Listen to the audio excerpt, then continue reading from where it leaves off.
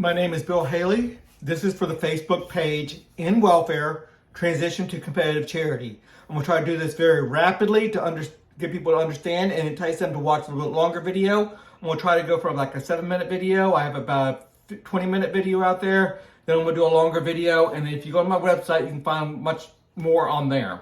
So let's go through it real quick. I want to end welfare and transition to a charity system. We're gonna, it's gonna be funded and it's gonna be structured. The main thing is the structure. I'm not going to get in deep how we do it. The structure is gonna make a better system. So we're gonna end current welfare 100%, even in tax code. Every citizen and business is gonna be legally required to contribute. So we get rid of the taxes needed for welfare right now, and we're gonna require a contribution to a charity, into the charity system. And it's going to achieve 5% of GDP. So whatever that needs to be, half sales tax, half income tax to achieve 5% of GDP. Everyone must decide which charitable distribution association, there'll be about a dozen of them, to contribute into, which will have their own charitable philosophy. That's at the federal level, state level, and local level, 5% altogether, so roughly about $1.1, $1.2 trillion.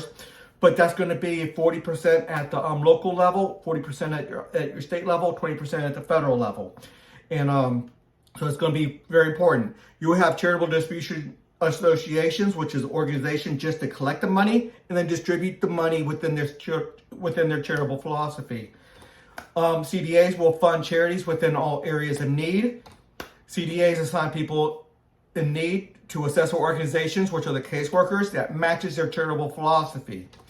The AOs, the caseworkers, examine the entire family dynamic of the person in need.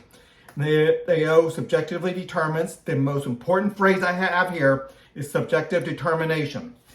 The AO, the caseworker, the assessor organization, subjectively determines the best path forward per person.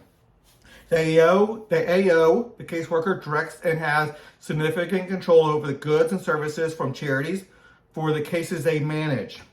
The AO may direct their education and work from the people they manage. The work offsets charitable benefits. Businesses may pay, they have to pay that 5% of GDP as well, that half of that. Businesses may use that instead of in lieu of money, they can use services. So if you're a doctor's office, you could just do doctor's appointment for the poor and give that within the charity system. It has to be paid off, signed off by to make sure you're not doing self-dealing and corruption and abuse. But there's a system for that. So we're allowed to be very dynamic, but we have a system to make sure there's not abuse.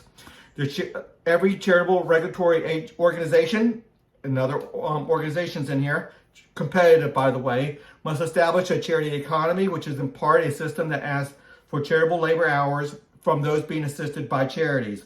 It's a big complex system. I'll get into that. Okay, the charity economy assists needs. So the charities and the charity economy assist needs, directed by the caseworkers. Several entire rating systems examine every part of the charity system. And the competitive rating system addresses fraud, abuse, and self-dealing.